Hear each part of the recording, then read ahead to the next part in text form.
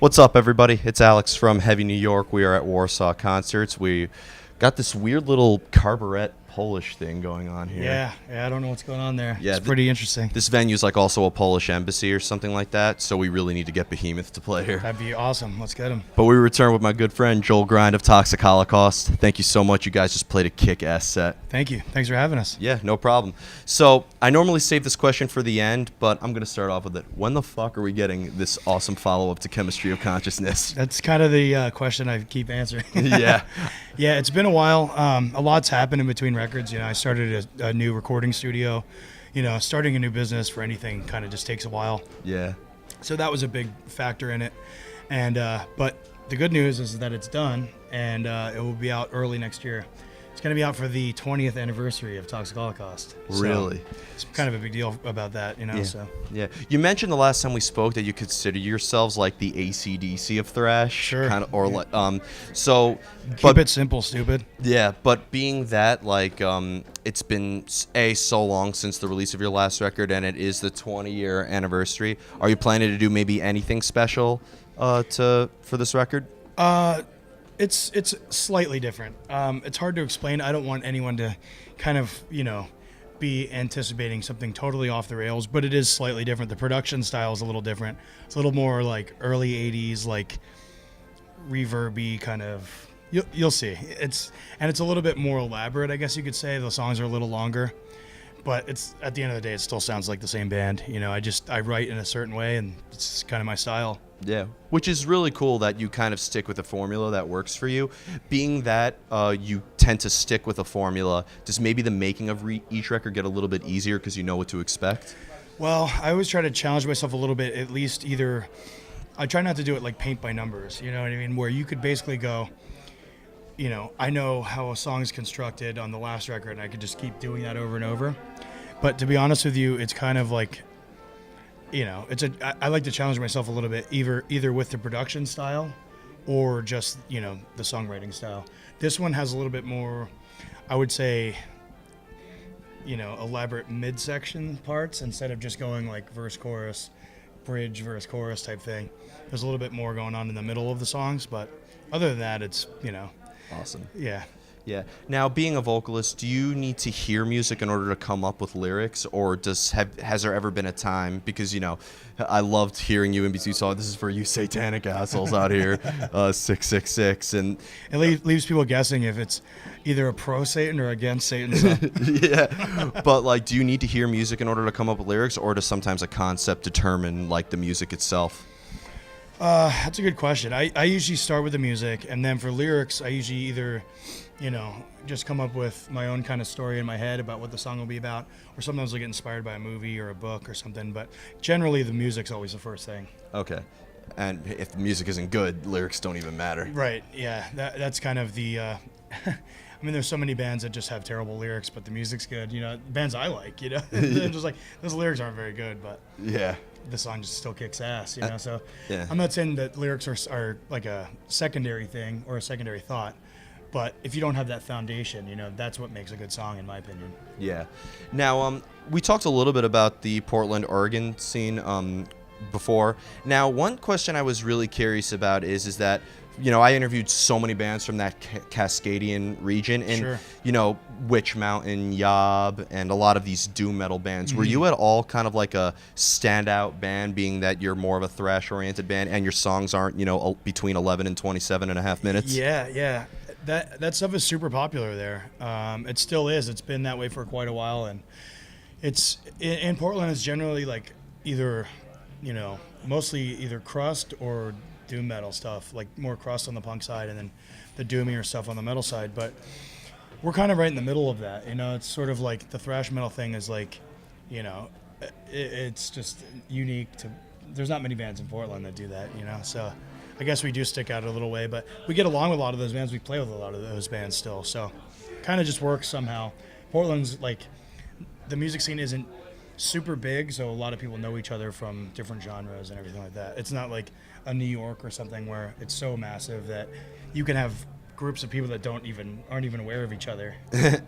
Which is cool, and it keeps it interesting, but not too out of the water. You know what I mean?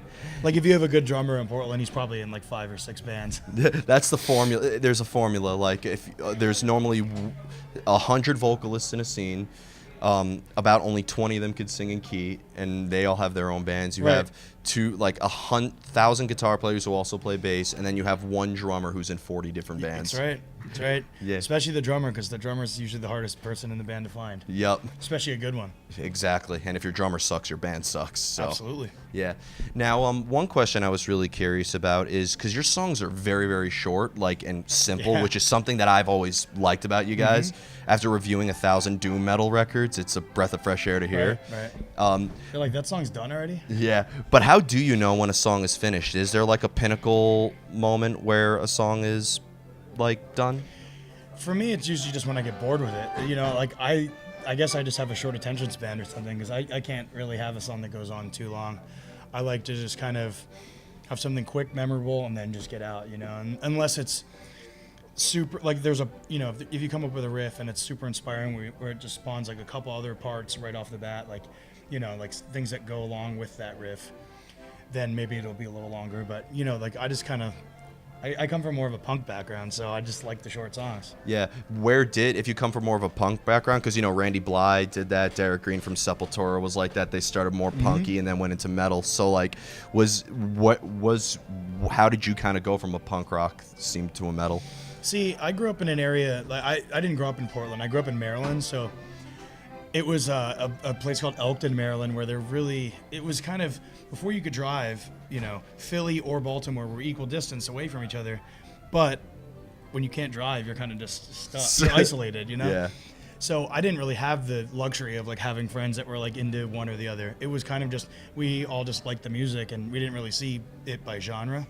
So like I grew up like listening to rock, and my mom got me into like rock and roll and, you know, I guess some metal type stuff. But so obviously when I started getting a little older, buying my own records, I was attracted to the metal stuff, and then I got a little older then and started digging in. I saw a lot of these metal bands that I liked were also influenced by punk bands, so I dug into that, and that really hit me for a while, and it still does. It still resonates with me, but it's just kind of, it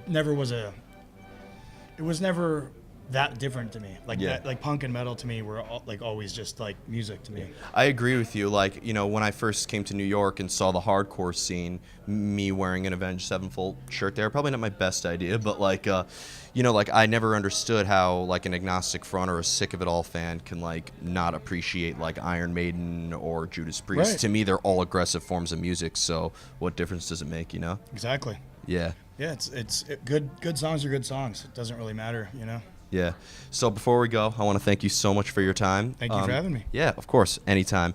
So you said we're going to have some new Toxic Holocaust very soon? Yeah, it's, you know, I don't want to say the day because the cycle for a label takes way longer than you would think. You turn in a record and it could be months later that it comes out. Yeah. There's a whole thing of like, you know, basically like getting artwork together, all that kind of thing. So, but I want to say it's going to come out early next year. It's done, so it should be coming out soon. Is there just any, can we be expecting, you probably can't talk about it, you know, secrets and stuff, but can we be expecting to see you guys on the road fairly soon? Sure. Yeah, we don't have anything booked yet, but as soon as that record drops, we're going to be touring everywhere.